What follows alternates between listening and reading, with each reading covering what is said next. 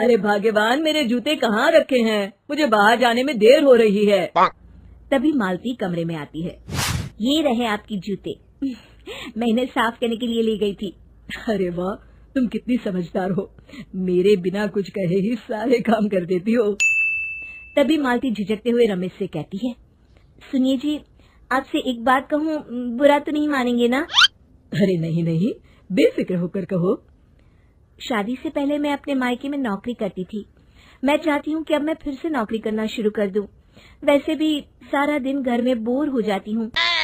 देखो मालती, तुम्हारे नौकरी करने से मुझे कोई ऐतराज नहीं है, लेकिन तुम्हें एक बात बता दूं, हमारे खानदान में आज तक कभी किसी औरत ने नौकरी नहीं की। फिर भी एक बार तुम माँ से पूछ कर देखो, अगर वो तुम्हें नौकरी करने की इजाजत दे देती है तो अच्छी बात है। रमेश वहाँ से चला जाता है। फिर उसी शाम मालती अपनी सास के पैर दबा रही होती है। तभी उसकी सास मालती से कहती है, अरे क्या बात है बहू, आज तो ठीक तरह से मेरे पैर नहीं दबा रही। किसी ख्याल में खोई पड़ी है क्या? मैं भी तो जानूं आखिर बात क्या है। दरअसल वो माँ जी। अरे हाँ हाँ बोलो, इतना सोच क्यों रही हो? माँ जी, अगर आप बुरा न माने तो मैं नौकरी करना चाहती हूँ। घर के काम करने के बाद मेरे पास काफी वक्त बच जाता है। मालती की ये बात सुनकर उसकी सास गुस्से में कहती है, अरे बहू, तेरी तबीयत तो ठीक है ना?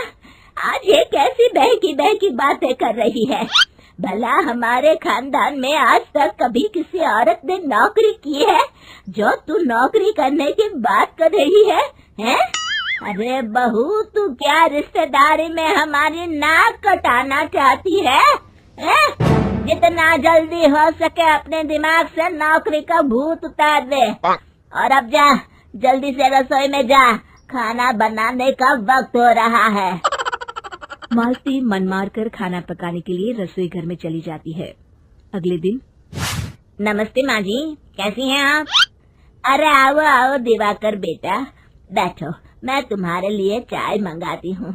बहू, जरा एक कप चाय तो लेती आना। फिर दिवाकर एक फाइल खोलकर मालती की सास के सामने रख देता है। ये देखिए माँ जी, ये है पिछले महीने का हिसाब और ये रहे मुनाफे के रुपए। एक बार हिसाब देख लीजिए और इन कागजों पर अपने दस्तखत कर दीजिए। अरे दिवाकर बेटा, मैंने भला आज तक कभी तेरा हिसाब देखा है जो अब देखूंगी? ला बता, कहाँ दस्तखत करूं? तभी मालती चाय लेकर वहाँ आ जाती है और अपनी सास को बिना कागजातों को पढ़े इस तरह लापरवाही से दस्तखत करते हुए देखकर हैरान रह जाती है। अच्छा माँ जी, अब मैं चलता हूँ, फैक्ट्री में बहुत काम है। फिर दिवाकर वहाँ से चला जाता है। कुछ दिनों बाद मालती बाजार में कुछ सामान खरीद रही होती है। तभी एक बूढ़ा आदमी उसे आवाज देता है, अरे मालती बेटी, कैसी हो? मुझे पहचाना? मैं तुम्हारी कंपनी में मुनीम का काम करता हूँ। हाँ चाचा जी, मैं आपको बिल्कुल पहचानती हूँ। कहिए, कैसे हैं आप? मैं तो ठीक हूँ, कंपनी में कुछ भी ठीक नहीं चल रहा, यहाँ तक कि हमें ठीक वक्त पर तनख्वाह भी नहीं मिलती। ये आप क्या कह रहे हैं? अब क्या बताऊं, आप लोग तो कभी हिसाब किताब देखने दफ्तर आते नहीं। मेरी मानो तो एक बार आप लोग दफ्तर आकर सारा हिसाब किताब देख लो, आपको असलियत पता चल जाएगी। अच्छा बेटी, अब मैं चलता हूँ, देर हो रही है। फिर वो बूढ़ा वहाँ से चला जाता है। वहीं दूसरी तरफ मालती घर पहुंचकर अपनी सास को सारी बात बताती है। तभी वहाँ रमेश भी आ जाता है, लेकिन मालती की सास मालती की किसी भी बात पर विश्वास नहीं करती। तभी रमेश कहता है, अरे माँ, बिना आग के कभी धुआं नहीं उठता। जब मालती इतना कह रही है तो हमें एक बार दफ्तर चलकर देख लेना चाहिए। वैसे भी हम लोग काफी दिन से अपने दफ्तर नहीं गए हैं। इस तरह किसी एक आदमी के भरोसे काम छोड़ना मुझे भी ठीक नहीं लगता। अगले दिन वे सभी अपने दफ्तर पहुंचते हैं और सीधे दिवाकर के कैबिन में जाते हैं। अचानक सबको एक साथ देखकर दिवाकर चौंक जाता है। अरे माँ जी, आप सब लोग अचानक यहाँ कैसे आ गए? अगर कुछ काम था तो मुझे एक फोन कर दिया होता, मैं आपके घर आ जाता। तभी मालती की सास कहती है, अरे दिवाकर बेटा, आज मैं हिसाब देखने दफ्तर आई हूँ, जरा मुझे पिछले 6 महीनों का हिसाब दिखाना तो बेटा। दिवाकर घबराते हुए हिसाब की फाइल मालती की सास को देता है।